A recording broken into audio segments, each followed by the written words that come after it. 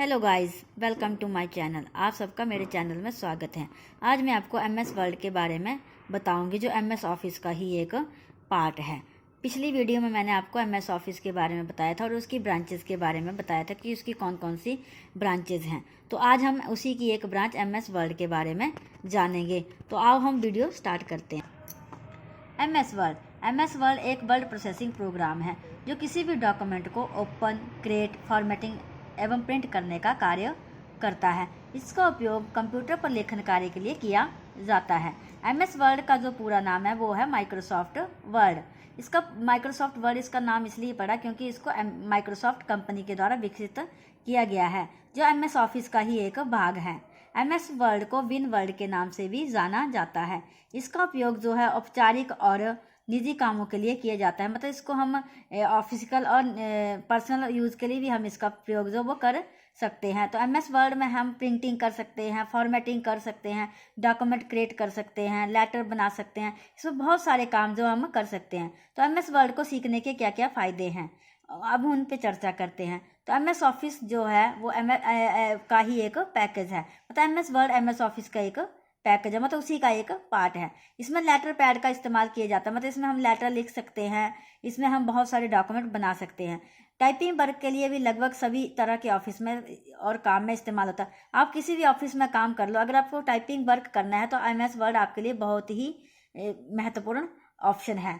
और कंप्यूटर के basic knowledge के लिए भी ये बेहतरीन सॉफ्टवेयर है। मतलब कंप्यूटर का अगर आपको बेसिक नॉलेज है तो लेना है, आपको कंप्यूटर का बेसिक नॉलेज रखना है तो उसके लिए आपको एमएस वर्ड का ज्ञान होना बहुत ही ज़्यादा ज़रूरी है। इसलिए इसको कंप्यूटर के बेसिक नॉलेज के लिए बेहतरीन सॉफ्टवेयर माना जाता है। अब हम बात करते हैं कि एमएस वर्ड में कौन कौन से टैब जो वो मौजूद रहते हैं, मतलब कौन कौन से टैब इसके अंदर आते हैं। तो सबसे पहले है होम टैब। होम टैब के अंदर हम बहुत सारे ऑप्शंस होते हैं, जैसे हम बोल्ड करते हैं, टैली करते हैं, पैराग्राफ को लेफ्ट राइट अलाइनमेंट सेंटर देते हैं, या फिर लाइनिंग स्पेसिंग होता है, फिर टेक्स्ट हाईलाइट होता है, टेक्स्ट का साइज चेंज होता है। ये बहुत सारे ऑप्शन जो आते हैं। उसके बाद इंसर्ट टैब आता है। इंसर्ट टैब में हम टेबल क्रिएट करते हैं, टेबल बनाते हैं, शेप लेते हैं, स्मार्ट आर्ट वगैरह होता है, चार्ट इसके अंदर बनाए जाते हैं, और भी बहुत सारे ऑप्शंस होते हैं। पेज लेआउट अगला है। पेज लेआउट में हम पेज की सेटिंग करते हैं।